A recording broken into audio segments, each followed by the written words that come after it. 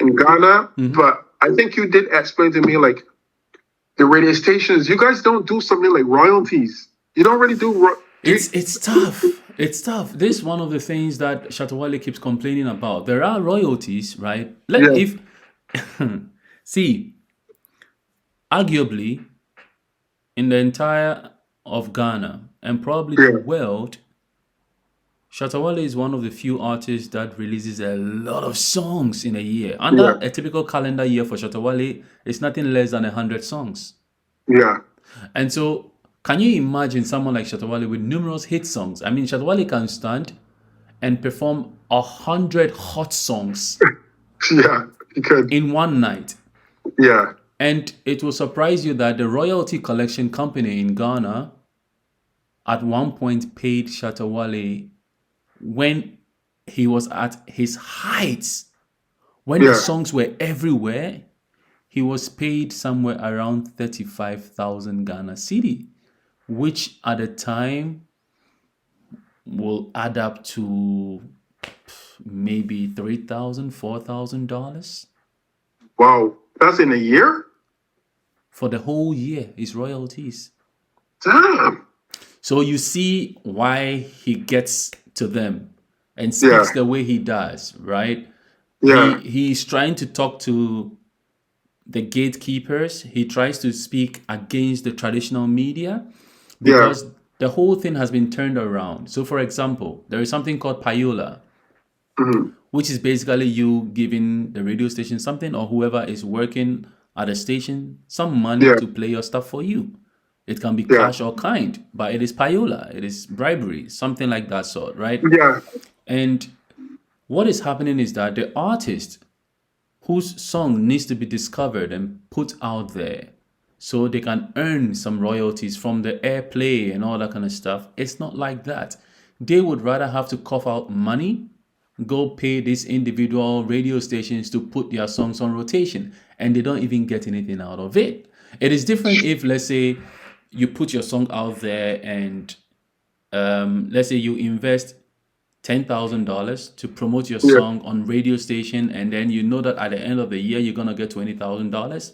I mean, it's a good investment. It's not a bad yeah, one to do.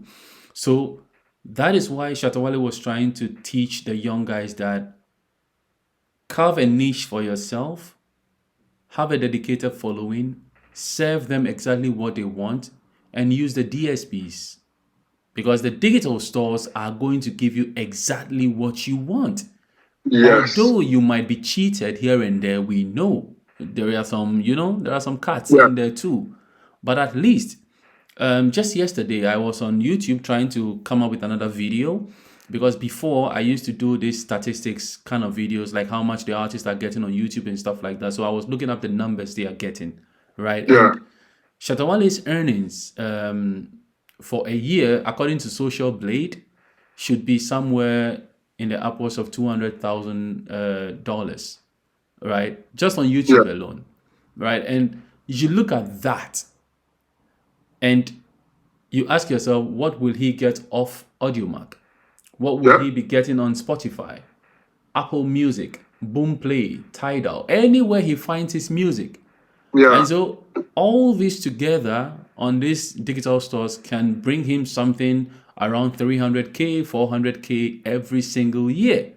yeah, And you still want to control him, whereas you just give him, let's say, $1,002 or maybe $2,000 a year. How does that even make sense? So that brings my next question to you.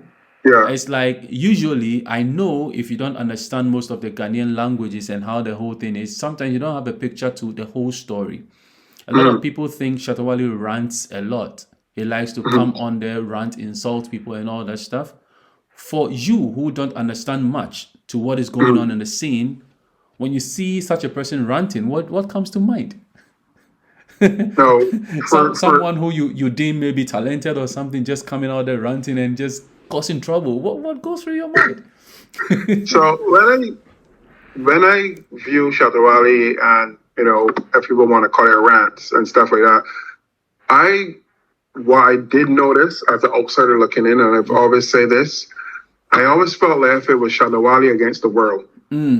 I always felt like if like all the legacy media, radio or television, I always feel like if they weren't giving him a fair chance. He doesn't have that support system from them at all. So he has to do it by himself. Okay. And I think I think that's what attracted me, as in I felt like if wow, this man is going up against that with little to no help, but he's still being successful. And seeing that, I get why, he might rant because he's being treated unfair. Now, this is my opinion. Yeah. I can't talk for other people. Yeah. But this is just my opinion as an outsider looking in and paying attention to his music and paying attention to certain interviews and stuff like that. I find that he always has to be on the defense. Okay. You can't blame him for being on the defense. So, you can't find him to be overly defensive. Of course, if that's where you eat from, you have to always be defensive. If someone is trying to attack your family, what brings food to the table for you as well, these are things you don't joke with. Understand? These are things you don't joke with.